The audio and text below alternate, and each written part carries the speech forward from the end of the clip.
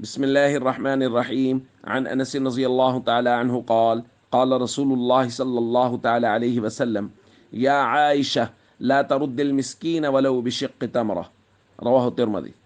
نبی کریم صلی اللہ علیہ وسلم نے ارشاد فرمایا، اے عائشہ، کسی بھی مسکین کو دروازے سے واپس نہ کرو اگرچہ کھجور کا ایک ٹکڑا ہی صحیح۔ پھر ارشاد فرمایا، یا عائشہ احب المساکین وقربیہم فإن اللہ یقربک یوم القیامہ۔ اے عائشہ، مساکین سے محبت کرو، ان کو اپنے قریب رکھو کہ اس کے بدلے میں اللہ قیامت کے دن تمہیں اپنے قریب رکھیں گے۔ دوستو، نبی کریم صلی اللہ علیہ وسلم سیدہ کائنات سیدہ عائشہ رضی اللہ تعالیٰ عنہ سے مساکین کے ساتھ حسن سلوک کے متعلق بار بار تاکید فرما رہے ہیں۔ مسکین کو واپس نہ کرو خالی ہاتھ، مسکین سے محبت کرو، مساکین کو اپنے قریب رکھو کہ اس کی وجہ سے اللہ قیامت کے دن تمہیں اپنے قریب رکھیں گے۔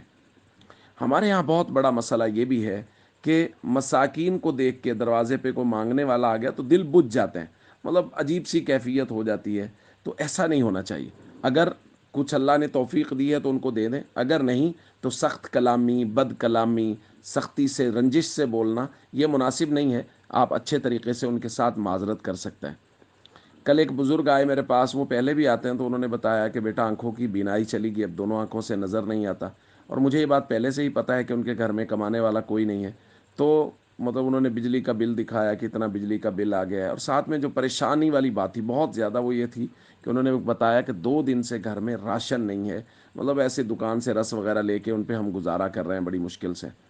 تو یہ ساری باتیں بہت تکلیف دہ تھی۔ بسا اوقات ہمارے سامنے کوئی شخص پہلی مرتبہ آتا ہے تو ہمیں لگتا ہے شاید یہ پروفیشنل ہے، پروفیشنل مانگنے والا ہے، اور ہم لوگ اس کی بات کا یقین نہیں کرتے۔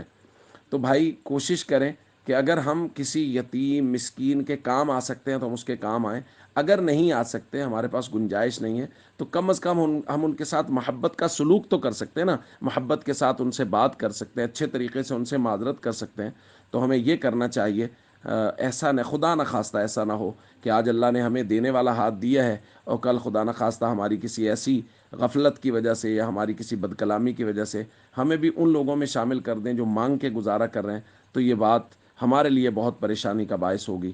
اس لیے ہمیشہ یتامہ مساکین کے ساتھ محبت کریں اور ان کو اپنے قریب رکھیں کہ اللہ اس کی وجہ سے ہمیں قیامت کے دن اپنے قریب فرمائیں گے۔ السلام علیکم ورحمۃ اللہ وبرکاتہ۔